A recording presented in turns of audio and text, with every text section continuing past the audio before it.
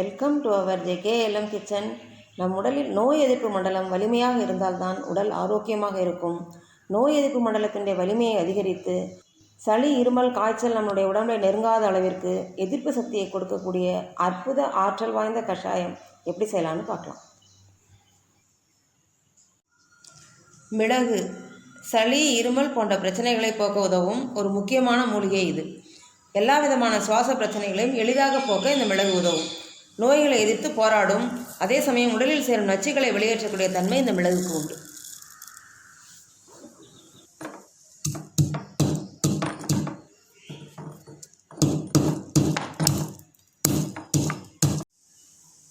இந்த மிளகை சின்ன உரலில் இடித்து ஒரு பவுலில் ஆட் பண்ணிக்கலாம். இதே மாதிரி எல்லா மூலிகைகளையும் இடித்து பவுலில் ஆட் பண்ணிக்கலாம். சீரக தண்ணீரில் அதிக அளவு இரும்பு மற்றும் நார்ச்சத்துக்கள் இருக்குது. சீரக தண்ணீர் குடிப்பதால் நோய் எதிர்ப்பு சக்தி கூடி கிருமிகளிடமிருந்து நம் உடலை பாதுகாக்கும். சீரான சுவாச அமைப்பு பெறுவதற்கு இந்த சீரக தண்ணீர் உதவும்.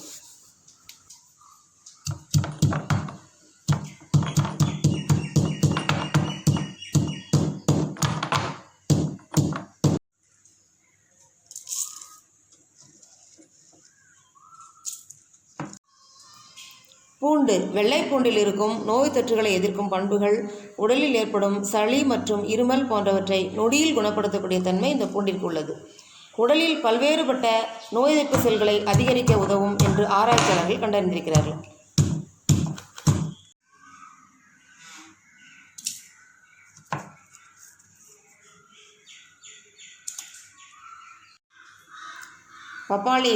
பப்பாளி இலையில் vitamin A, B, C, E சத்துக்கள் இருக்குது.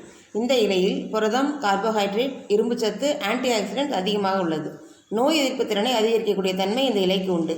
இரத்தத்தில் உள்ள பிளேட்லெட்ஸ்களின் எண்ணிக்கையை உடனடியாக அதிகரித்து வெள்ளை அணுக்களுடைய எண்ணிக்கையையும் அதிகரிக்கும்.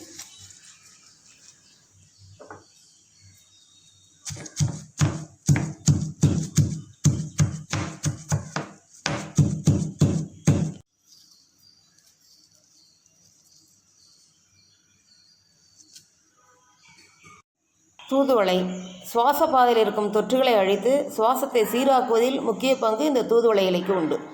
தொண்டை கரகரப்பு, மார்பு சளி, மூக்கடைப்பு போன்றவற்றை சரி செய்யக்கூடிய தன்மையும் இந்த இலைக்கு உண்டு.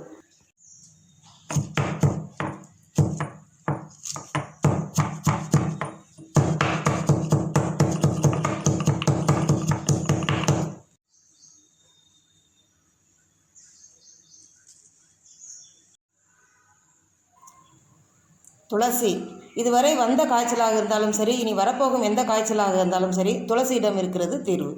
உடலில் வெப்பத்தை உண்டாக்கி கோழையை அகற்றுவதுடன் உடலின் உள் வெப்பத்தை ஆற்றும் தன்மையும் இந்த துளசிக்கு உண்டு.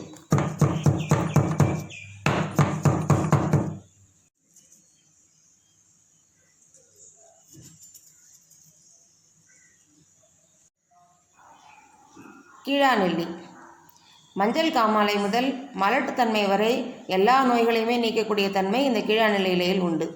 சிறுநீரை பெருக்கக்கூடிய தன்மை இந்த கீழாநெல்லிக்கு உண்டு. மேலும் கல்லீரல் சம்பந்தமான நோய்களை சரி செய்யும் ஆற்றலும் இந்த கீழாநெல்லியிடம் இருக்கிறது.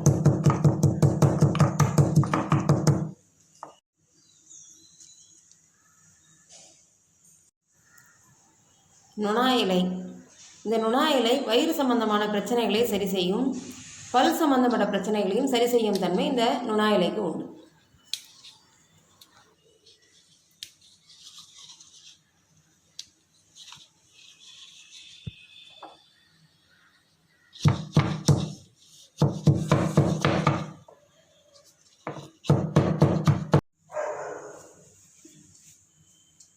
கற்பூரவள்ளி 1 கிராம் கற்பூரவள்ளி இலையில் ஆப்பிளை விட 42 மடங்கு ஆன்டி ஆக்சிடென்ட் இருப்பதாக ஆய்வில் தெரிய வருகிறது. விட்டமின் K இதில் அதிகமாக உள்ளது. விட்டமின் K சத்து இதய ஆரோக்கியத்தை மேம்படுத்தும், கொலஸ்ட்ரால் அளவை குறைக்கும். கற்பூரவள்ளி இலையில் உள்ள தைமோல் ஆன்டி பாக்டீரியல் மற்றும் ஆன்டிசெப்டிக் செயல்களை செய்கிறது.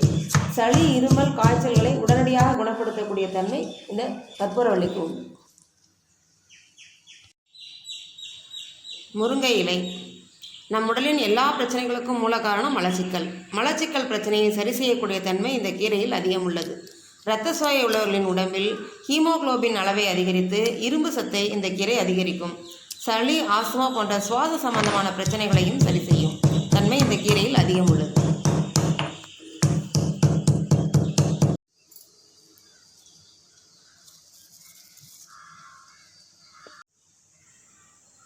அருகம்புல் நுரையீரல் சம்பந்தமான அனைத்து பிரச்சனைகளையுமே தீர்க்கும் வல்லமை கொண்டது இந்த அருகம்புல்.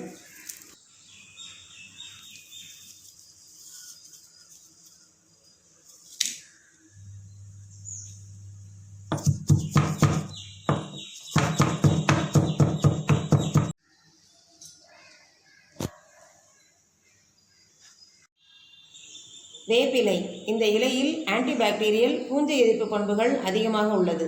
இரத்த அடர்த்தியை குறைத்து மெலிதாக்கி சீரான இரத்த ஓட்டத்திற்கு உதவும்.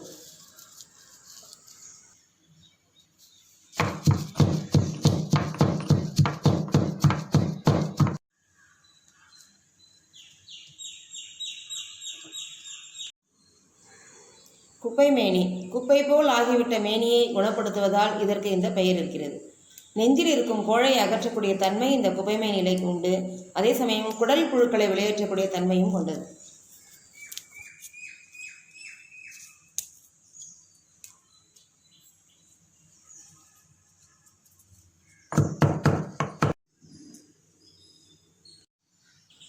கால் ஸ்பூன் அளவுக்கு உப்பு சேர்த்துக்கலாம்.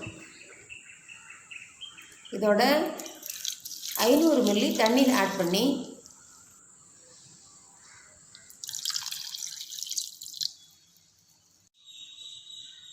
இப்போ நம்ம ஆட் பண்ண மூலிகை எல்லாத்தையுமே ஸ்டவ்வில் வச்சு கொதிக்க வைக்கலாம். கொதி வர வரைக்கும் வெயிட் பண்ணுவோம். ஸ்டவ்வை ஹை ஃப்ளேமில் வச்சு 10 நிமிஷம் கொதிக்க வைக்கலாம். 10 நிமிஷம் ஹை ஃப்ளேமில் வச்சு கொதிக்க வச்சிட்டோம். இப்போ ஸ்டவ் ஆஃப் பண்ணிக்கலாம். நம்ம கொதிக்க வச்சதை ஒரு கிளாஸில் ஃபில்டர் பண்ணிக்கலாம்.